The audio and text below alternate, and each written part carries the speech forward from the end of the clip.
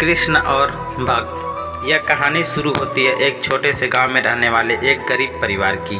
उस परिवार में एक लड़का रहता था जो कि कृष्ण का बहुत बड़ा भक्त था, जिसका नाम रामू था। रामू स्वभाव से बहुत भोला आदमी था। रामू हमेशा कृष्णा का गुणगान करता था। उसे पता था कृष्णा सभी की मदद करते हैं जो उन्हें सच्चे मन से पुकारते हैं। एक दिन की बात है, कृष्ण भक्त रामू कृष्णा का नाम लेते हुए अपने घर जा रहा था।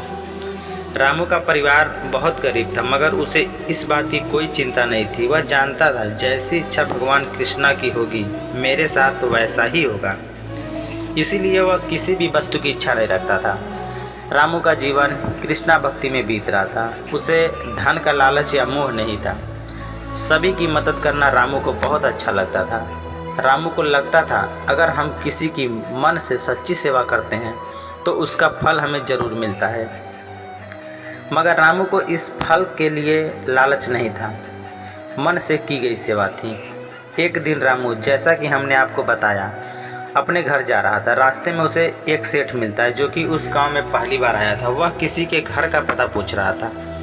वह सेठ कृष्ण भक्त रामू के पास आता है। वह सेठ रामू से गांव का रास्ता पूछता है, मगर उससे पहले ही वह गिर जाता है। वह बहुत बीमार था। यह कैसे हो सकता है? रामू कहता है कि आपको क्या हुआ है? रामू की बात सुनकर वह सेठ कहता है कि मेरी तबीयत हमेशा ख़राब रहती है और लगता है आज मेरी तबीयत पहले से बहुत अधिक ख़राब हो गई है। उस सेठ की हालत देखकर कृष्ण भक्त रामू यह सोच रहा था, मुझे क्या करना चाहिए? कुछ भी समझ नहीं आ रहा है।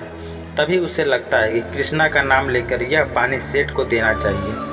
यह सोचने के बाद रामू उस सेठ को पानी देता है। कृष्ण भक्त रामू का दिया हुआ पानी पीने के उपरांत ही वह सेठ ठीक होने लगता है। यह देखकर वह कृष्ण भक्त रामू सोचता है आज उस सेठ की मदद हमारा कृष्णा ने की है। उसके बाद रामू को वहाँ से अपने घर जाने लगता है। तभी वह सेठ रामू से कहता है कि मेरी तबीयत आज तुमने ठीक की। मुझे लगता है कि तुम भगवान के सच्चे भक्त हो।